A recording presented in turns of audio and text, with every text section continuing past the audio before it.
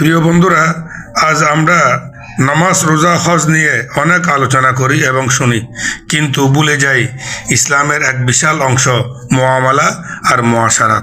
মুআমালা মানে হলো মানুষের সাথে লেনদেন, ব্যবসা, চুক্তি, সততা ও ন্যায় বিচার। আর মুআশারাত মানে আচরণ, সম্পর্ক, পারস্পরিক ভালোবাসা ও সামাজিক দায়িত্ব। ইসলাম শুধু আল্লাহর ইবাদত শিখাই না, মানুষে মানুষে কেমন আচরণ করতে হবে তাও শিখাই।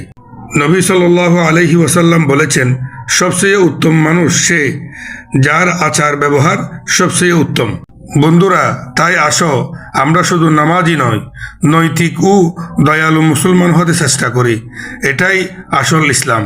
প্রিয় বন্ধুরা, ভিডিওটা যদি ভালো লাগে অবশ্যই একটা লাইক এবং একটা কমেন্ট করে উৎসাহ দিবেন। ধন্যবাদ সবাইকে। আসসালামু আলাইকুম ওয়া রাহমাতুল্লাহি ওয়া বারাকাতুহু।